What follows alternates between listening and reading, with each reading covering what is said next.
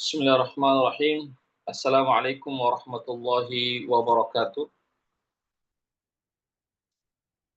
Alhamdulillahirabbil alamin wassalatu wassalamu ala asyrafil anbiya'i wal mursalin wa ala alihi wa sahbihi wa man tabi'ahum bi ihsanin ila yaumiddin. Amma ba'd. Ikhwatal Islam rahimakumullah. Pertama-tama kita senantiasa memuji Allah Subhanahu wa taala dan bersyukur kepadanya atas segala limpahan rahmat dan hidayahnya sehingga kita dapat bersua kembali di ruang Zoom ini dalam kajian fikih. Salawat dan salam senantiasa tercurahkan kepada junjungan kita Nabiullah Muhammad SAW beserta keluarga dan para sahabatnya, para pengikutnya yang tetap setia berpegang teguh kepada sunnah-sunnah beliau dan para sahabatnya hingga hari kiamat kelak. Amin ya rabbal alamin. Ikhwatal Islam rahimakumullah, kita melanjutkan kembali kajian kitab dari Al-Mulakhas Al-Fiqhi yang mana kita sampai pada pembahasan tentang ibadah-ibadah yang atau hal-hal yang tidak diperbolehkan dilakukan oleh orang yang sedang berhadas. Ya, apa-apa saja yang tidak boleh dilakukan bagi orang yang sedang berhadas, baik hadas besar ataupun hadas kecil. Yang pertama adalah tidak boleh menyentuh mushaf Al-Qur'an. Jadi orang yang berhadas, hadas besar ataupun hadas kecil, tidak boleh menyentuh Al-Qur'an. Ya, kecuali dengan alas. Ya, kecuali dengan alas, kos tangan, dengan kain, maka itu diperbolehkan. Dalil yang menyatakan tidak bolehnya menyentuh mushaf Al-Qur'an secara langsung tanpa alas, itu berdasarkan surah Al-Waqiah ayat 79, la yamassuhu illal mutahharun. Ya, Al-Qur'an itu tidak disentuh melainkan hanya orang-orang yang suci saja. Yaitu orang yang dalam keadaan suci, bebas atau tidak ada hadasnya. Ya. Ikhwatal Islam, a'azakumullah. Hal ini juga diperkuat dengan hadis Rasulullah SAW, hadis riwayat An-Nasa'i dan yang selainnya. Nabi bersabda, la yamassul Qur'ana illa tahir. Ya, tidak boleh seseorang menyentuh Al-Qur'an kecuali dalam keadaan suci. Ya, berdasarkan dua dalil ini menunjukkan bahwasanya orang yang berhadas tidak boleh menyentuh mushaf Al-Qur'an kecuali kalau memakai alas atau memakai sapu tangan atau ada yang mengantarai antara kulitnya dengan antara kulit tangan dengan mushaf Al-Qur'an, maka itu diperbolehkan jika ada yang mengantarainya seperti sapu tangan, kaos tangan, kain atau yang semisalnya. Yang kedua, diharamkan orang yang berhadas tidak boleh melaksanakan sholat, baik sholat fardu ataupun sholat sunnah.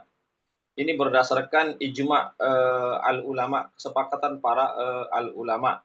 Ya, jika dia mampu bersuci, maka dia wajib bersuci, baru dia melaksanakan sholat. Dalilnya adalah dalam surah Al-Maidah ayat 6, Allah Subhanahu wa taala berfirman, ya ayyuhalladzina amanu idza qumtum ilas sholati faghsilu wujuhakum wa aydiyakum ilal marafiqi wamsahu bi ru'usikum wa arjulakum ilal ka'bain. Ya.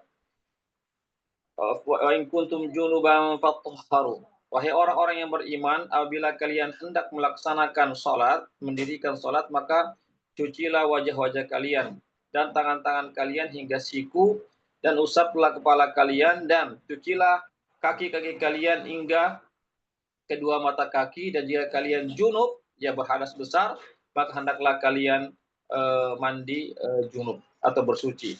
Ya, ini dalil yang menunjukkan bahwasanya orang yang berhadas kecil ataupun besar tidak boleh melaksanakan sholat sampai mereka bersuci terlebih dahulu. Kemudian hadis Nabi SAW, la yaqbalullahu sholatan bighairi tahur. Allah Subhanahu wa taala tidak menerima sholatnya seseorang tanpa bersuci. Ini hadis sahih riwayat Muslim. Dalam hadis yang lain, la yaqbalullahu sholata ahadikum idza ahdatsa hatta yatawadda. Dan juga hadis sahih riwayat Bukhari dan Muslim, Allah Subhanahu wa taala tidak menerima salat salah seorang dari kalian apabila dia berhadas sampai berwudu terlebih dahulu. Ya, jadi jika orang mampu bersuci, maka dia tidak boleh melaksanakan sholat sebelum dia bersuci. Kalau dia sholat tanpa bersuci, pada dia mampu untuk bersuci, maka sholatnya tidak sah. Ya, maka sholatnya tidak sah. Ya, baik dia dalam keadaan tidak mengetahui hukumnya, atau mengetahui hukumnya, atau dia lupa, atau dia sengaja, maka tetap tidak sah sholatnya. Kalau dia sholat pada dia mampu bersuci, maka sholatnya tidak sah. Ya, jika dia sholat secara sengaja padahal dia tidak bersuci, secara sengaja tidak bersuci, kalau dia mampu maka sholatnya tidak sah dan dia berdosa. Adapun yang tidak mengetahui hukumnya atau dia lupa lalu dia sholat ya tanpa bersuci, maka dimaafkan, tidak berdosa, tetapi dia harus mengulangi sholatnya karena sholatnya tidak sah. Yang ketiga yang diharamkan bagi orang yang berhadas kecil ataupun besar adalah tawaf di Ka'bah. Tidak boleh orang yang berhadas besar ataupun kecil tawaf di Ka'bah, sebagaimana hadis Rasulullah SAW, hadis yang diriwayatkan oleh Imam Tirmidzi, at-tawafu bil baiti salatun illa anna Allah abaha fihil kalama. Tawaf di Ka'bah itu adalah salat, ya, sama dengan salat, kecuali hanya saja Allah membolehkan berbicara pada saat tawaf. Ya, berdasarkan hadis ini menunjukkan bahwasanya karena tawaf di Ka'bah itu sama dengan salat, maka syarat sahnya salat adalah dengan bersuci, ya, berwudu terlebih dahulu atau dalam keadaan suci, bebas dari hadas besar ataupun hadas kecil. Begitu juga hadis Rasulullah SAW, bahwasanya beliau itu ketika beliau hendak tawaf, maka beliau berwudu terlebih dahulu. Ya, itu hadis sahih riwayat Bukhari dan Muslim. Begitu juga hadis yang lain Bukhari dan Muslim, Nabi melarang wanita yang haid itu tawaf di Ka'bah sampai dia suci dari haidnya. Ya. Ya, kemudian yang berikutnya adalah hal-hal yang tidak diperbolehkan bagi yang sedang berhadas besar saja. Ya, apa-apa saja yang tidak diperbolehkan bagi yang sedang berhadas besar. Ya.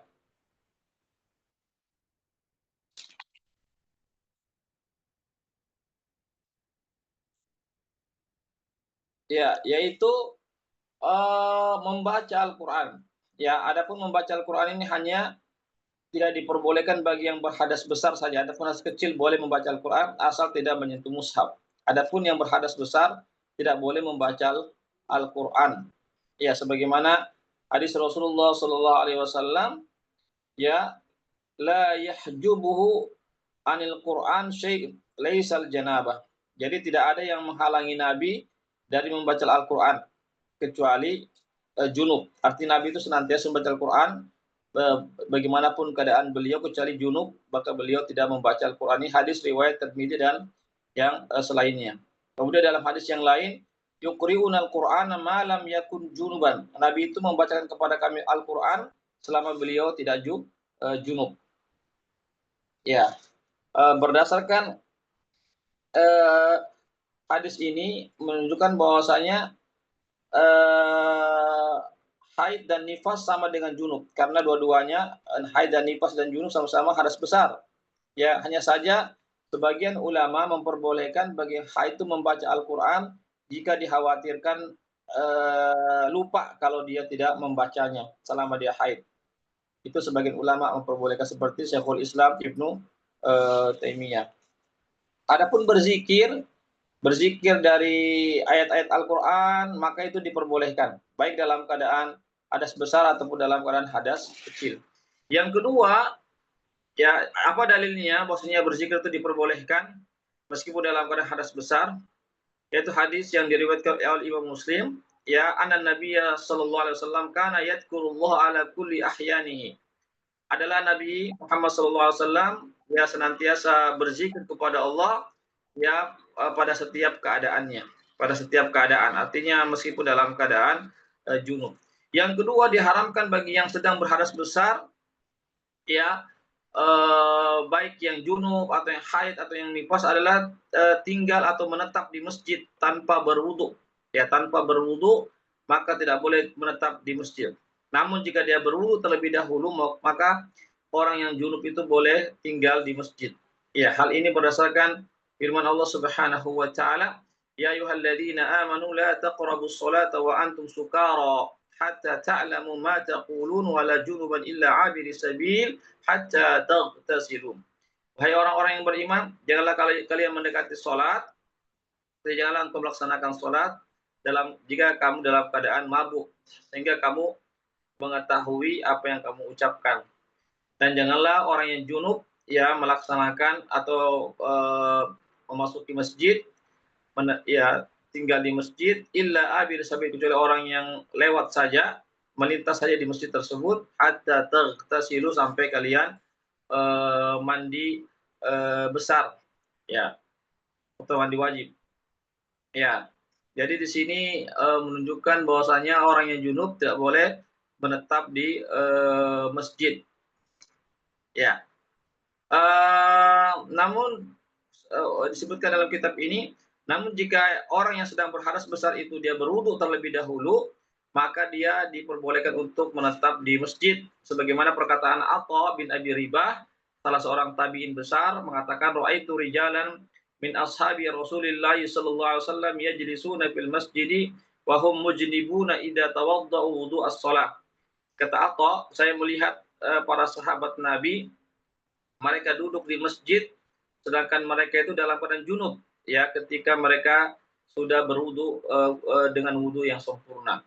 Ya, ini ikhwatul Islam. Jadi boleh saja orang yang junub menetap di masjid asal berwudu terlebih dahulu.